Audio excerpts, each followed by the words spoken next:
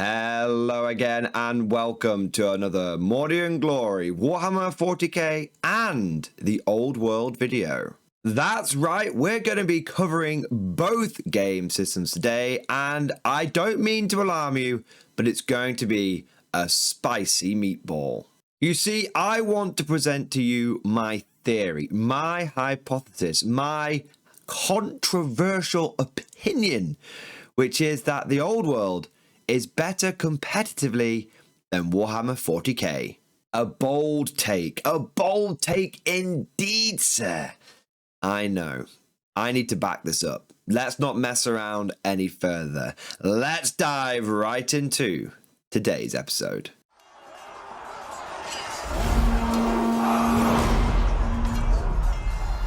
Now, let me start off by making something abundantly clear.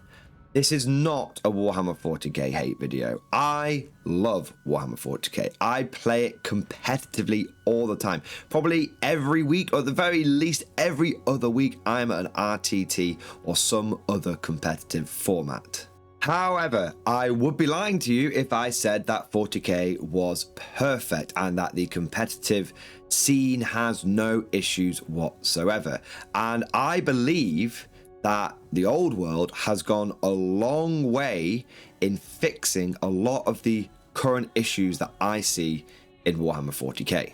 And really, the main issue with 40k right now, the thing that I find the least enjoyable part of the game, is the pre-game bloat. When I'm actually rolling the dice and we're blowing models up and we're taking casualties and we're fixing bayonets and all that amazing stuff, the game is fun. And the fundamental way that you roll the dice and you interact with each other's models is fun. Is it balanced? No, of course not. But it is fun.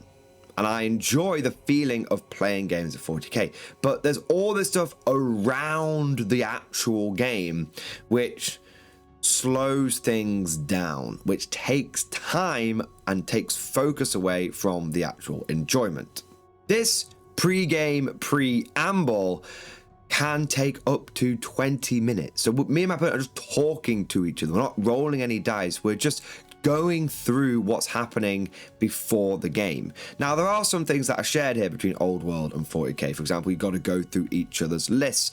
But I find with 40k lists that there's so many crunchy combos, and don't get me wrong, this makes the game interesting on a certain level, but it can take someone a while to say, this guy goes with this, it leads to this combination, I can play this stratagem, and you've got to be like, are there any gotchas? Like, well, if I do this and this, it'll gotcha here. Okay, now I've got to remember that. And then one person spends 5 minutes doing that, and the next person spends 5 minutes doing that, and then we need to set the game up in the app, because we've got to find out, okay, what's your faction, what's your, you're going tactical, you're going fixed objectives, what's the deployment, where are the objectives going, we've got to measure the objectives out. Okay, and now with competitive, which is a big part of what we're talking about today, like this, we're talking not just comparing Old World to 40k, but we're looking at this through that competitive lens.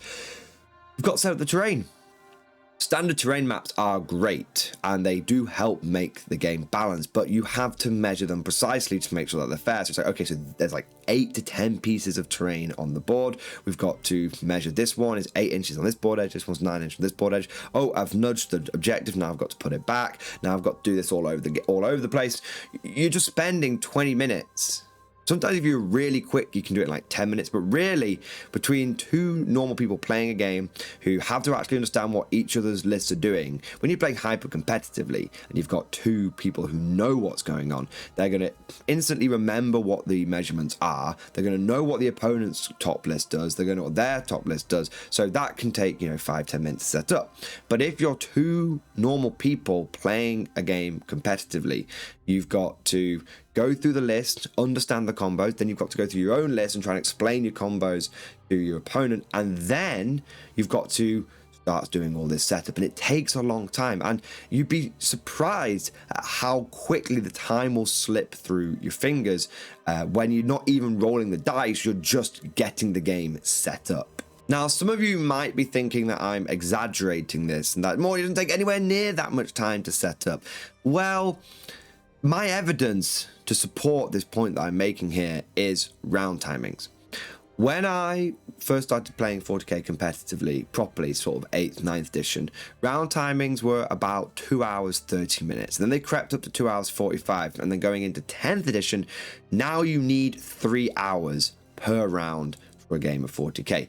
And I believe that a huge part of that is all the pre-game setup. You're not just chucking a few runes down now and just getting going. You've got to place objectives and, like I said, do all the preamble.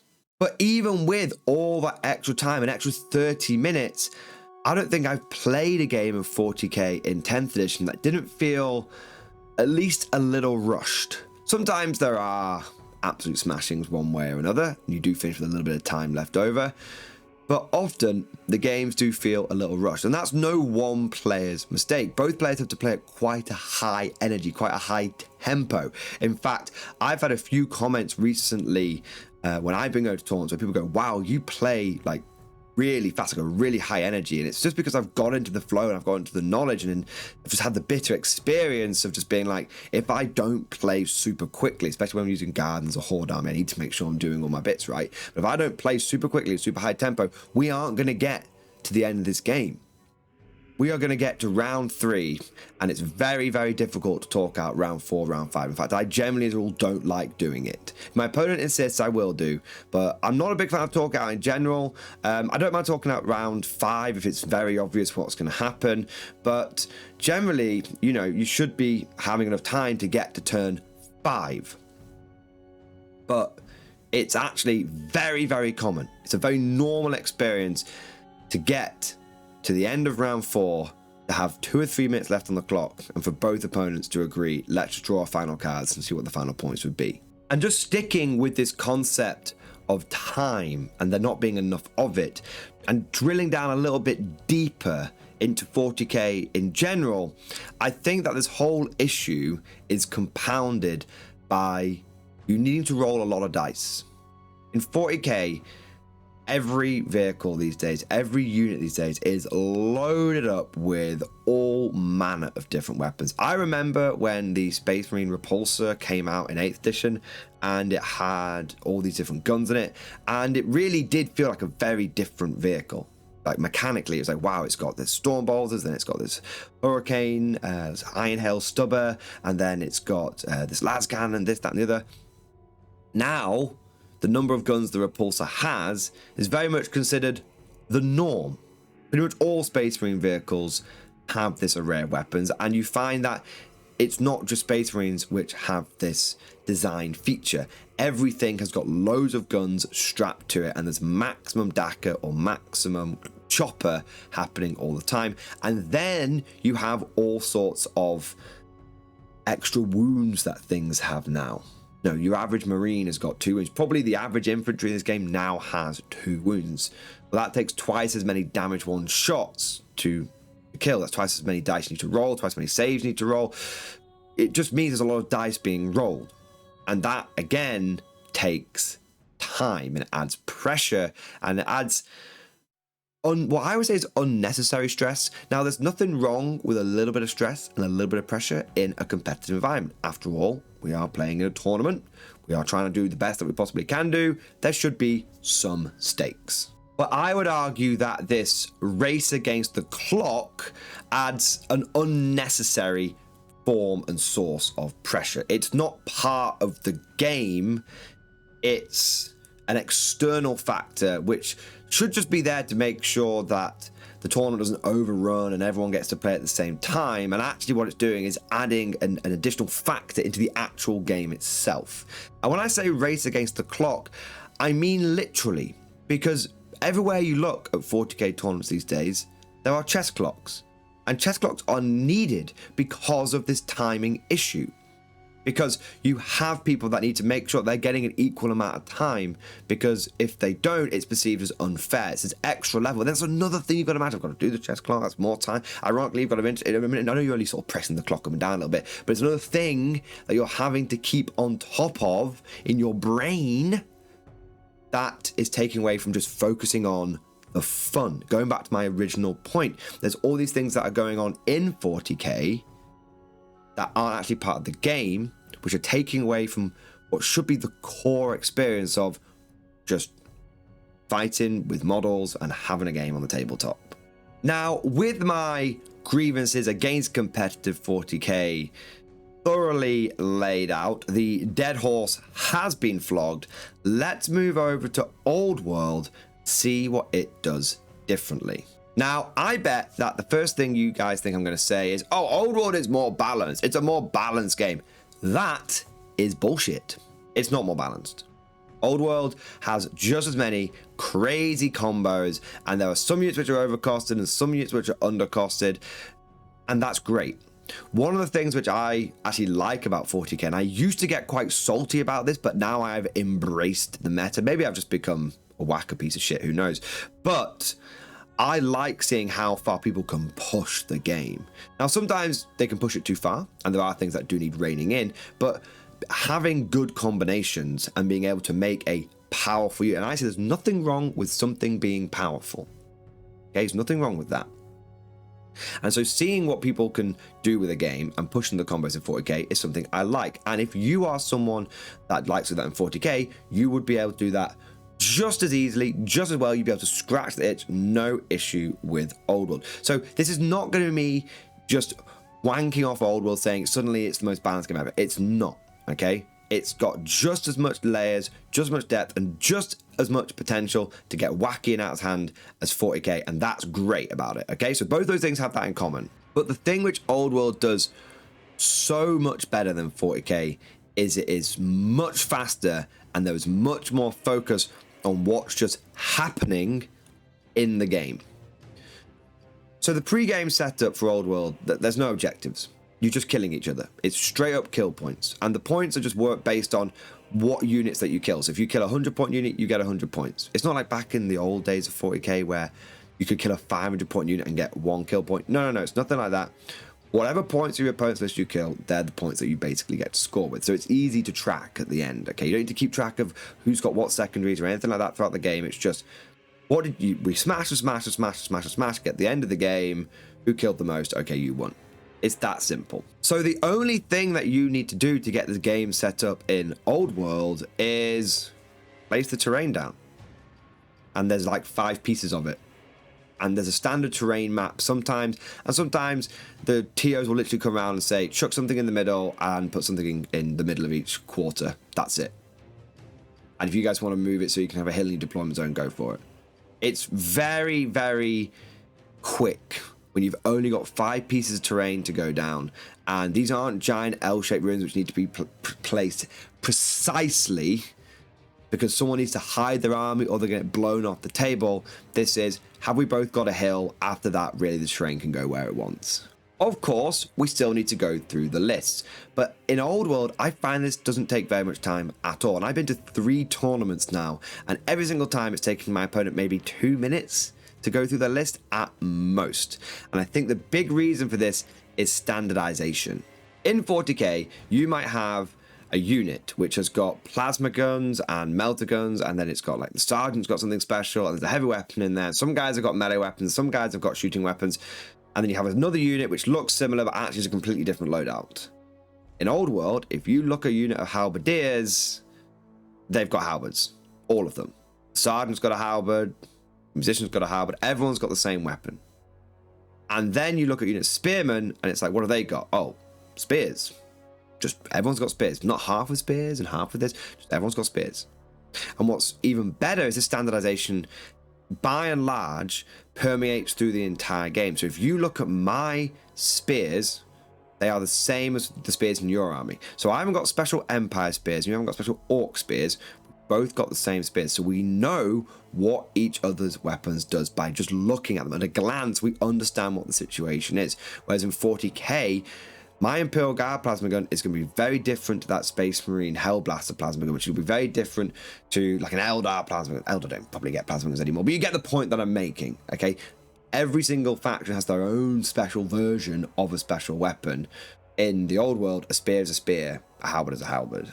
The only area where it bogs down a little bit is characters, because they have a lot of flexibility and a lot of different builds you can do. But after being to my 3rd tournament, I found that the easiest thing to do is just ask your opponent, that character, is he choppy, is he durable, or is he a force multiplier? And your opponent typically will go, oh, he's choppy. It's like, okay, so I know that anything he touches, he's going to kill. That just lets me know what his role on the battlefield is. And sometimes I don't even need to ask. If I can see there's a Chaos Lord on a dragon, I can presume that he is going to eat everything that he comes across. And likewise, I can see a High Elf Mage, and I know that's going to be a false multiplier more than likely. But now let's get into the game of Old World itself. What happens when you're actually rolling those dice? And it is so quick to play. The turns fly by. And I think a big part of this is units in Old World aren't doing as much. Most units just have 1 attack per model, 1 wound per model. Whether it's a Goblin or a Bretonnian Knight, it's just a lot less dice that are being thrown around. And a really good example is one that I experienced firsthand is Demon Princes. In the Old World, a Demon Prince has like 4 or 5 attacks standard. That's it. This is the big bad of the Chaos Army. 4 or 5. You go over to Warhammer 40k, and that same Demon Prince has got 14 attacks. I'll never forget, I went to a tournament on one weekend, faced an Old World Demon Prince, went to a tournament the next weekend. It was the one where I was running my Endless Swarm Nids, and I completely misjudged how much damage output that Demon Prince was going to do in the 40k game, because I've just had in my head, oh, it's got 4 or 5 attacks, like last time. But no, so many more attacks being rolled. But it's not just the attacks, it often comes down to the hit rolls as well. So there's very few rerolls in the Old World. It's rare to get a reroll, and if you do, it's very, very powerful. It's like it's rare to get an extra attack, and if you do, it's very, very powerful. But often, people are hitting each other on, at best, like 3s. Again, it's rare to be hitting each other on 2s. So that means you roll your 6 attacks, and rather than hitting on 2s, you hit on 3s. So you only hit with 4 of them. So when you go to roll to wound, that's 1 less dice. Whereas in 40k, all the big characters, well, he's got to hit on a 2, fixed to hit roll, it's got to hit on a 2, right? So he's rolling another dice. So he's not rolling 1 more dice, is he? Using that Demon Prince again as an example. He's rolling 14 dice, and then when he goes to wound, he's going to be rolling 12 dice. Demon Prince of the Old World is going to be rolling 6 dice at most, and then when he rolls to wound, he's rolling 4 dice. It's a third less dice that are being rolled to wound, and then again that feeds into the saves and everything. So there's just less dice being rolled, and there's almost no rerolls that are happening. So things just go quickly from one to the other. It's not roll, oh, reroll. Roll, oh, reroll. Roll your saves. Oh, probably have some sort of reroll in there. It's just roll my hits, roll my wounds, you make your saves, job done. And the number of dice involved in each one of those steps is just way less. Things just happen quickly. But wait, there's more, because then you've got the order in which things happen. In 40k, a unit will move, and then it will shoot, and then it will charge, and then it will attack. So there's 4 things that are happening, and every unit does that. In the Old World, the first thing you do is declare your charges, start the movement phase. And if your unit makes the charge or fails the charge, it doesn't really matter. If you declare the charge, and let's say it makes it to combat, okay, well, that unit isn't going to be doing any other movement. It's not going to be doing any shooting. So there's half the amount of stages involved. There's just charge and fight. There's not move, shoot, charge, and fight. So there's just less that has to happen to start getting the combats happening. There's less steps involved with a lot of units. And also, units tend to be broken down into combat units and ranged units. So you're going to have a unit of archers which probably don't want to move. They want to sit back and shoot things. So they don't move. So their whole interaction in the turn is going to be one thing, shooting. And they've got bows, so it's like 1 attack per guy. So even if you've got a big squad of 20 sat in a hill, you're looking at 20 shots. And typically you're not going to take 20 archers, Frank. That's quite a lot of archers. We're going to take like 10 archers strung out in a nice long line. That's 10 shots. They've done one thing. They don't do anything else. They don't need to move, because they're not pushing forward to take an objective in the middle of the board or anything like that. It's just my archers are going to sit on this hill and they're going to shoot you. My combat units are going to charge forward. So most units are only doing 1 to 2 interactions in a turn. It's just quicker. Just from top to bottom, everything just happens quicker. And because things are happening quicker. The excitement, the tempo of the game is naturally upbeat. It's not being clogged up. It's not being bogged down. We're just going from one thing to the next. I go from my charge, I do a bit of shooting with the units that aren't in combat, I then go into the combat, and then I'm done, and then we flow over to your turn, and then you declare your charges, and you do a little bit of shooting, and then we do a bit of combat, and then it flows back to my turn. Even with all being a very complicated rules, when you look at that rule book, there's a lot of rules going on there, and there can be some crazy interactions happen with accidental contact and all this kind of stuff. You still find that the game flows well, and rarely do things bog down to the extent that they can do in 40k. And it doesn't feel like you're lurching from one step to the other. It feels like you are gliding, like you are flowing from one interaction to the next, from one player's turn to the next player's turn. And before you know it, because you're constantly engaged with the game, because there's none of this, I'll have to go out and check the chess clock, I need to go out, check what my secondaries were, I need to go out and make sure I'm trying to get on objectives all the time and that kind of stuff. It's just all focused in on the game. There's no external factors, you're just focusing on the game. And that makes it fun, makes it damn fun. Because you're constantly having your attention on the core reason you are here, which is to play with toy soldiers. And like I did for 40k, I want to back up what I'm saying here with some evidence, with some examples. And I'm going to refer back to round timings. Despite the fact that 40k and Old World are both played at 2,000 points, despite the fact that Old World is actually a 6-turn game, has a whole extra turn over Warhammer 40k. The round times are only typically 2.5 hours, and we're talking for a full-sized 2,000 point tournament. And on top of this, what's more, nearly every single game of Old World that I have played competitively, all bar one, has not only finished within those 2.5 hours, but has finished with plenty of time to spare. The last tournament that I went to, my first game, I had 28 minutes left over. My second game, I had 35 minutes left over. My third game, we finished with over an hour. It's like an hour and 5 minutes. And I want to be clear about something. These weren't games that finished sort of turn 3, I give up, it concede, or anything like that. No.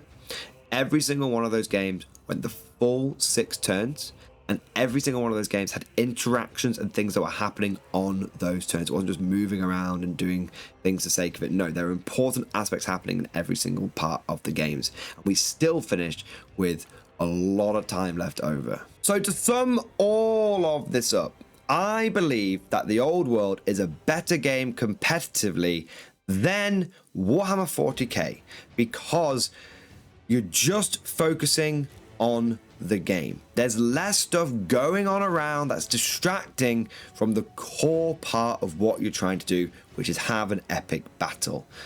And things just are quicker and they flow smoothly, so it feels like you are getting through your games quicker and you're not under this extra time pressure, and that just adds to the enjoyment of the whole experience. But of course, all of this is just like my opinion, man. Let me know what you think down in the comments section below.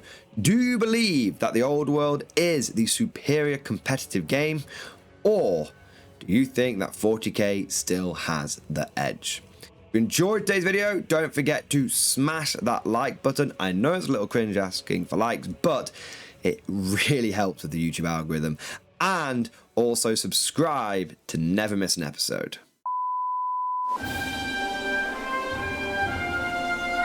Would you like to know more? If so, then please consider becoming a channel member or patron. By supporting the channel, not only will you be doing your part, but you'll also be helping me create more content for your viewing pleasure and unlocking a whole host of perks. You get everything from a badge next to your name, custom emojis, but the big one is access to the Mordian Glory Discord server, an online community with almost 2,500 active members. It's always popping off in the MG Discord. We've got channels for army lists, hobbying, tactics, stories, and even a pretty spicy meme section as well. For all you greenhorns that wanted to see the Mordian glory hole, today is your lucky day.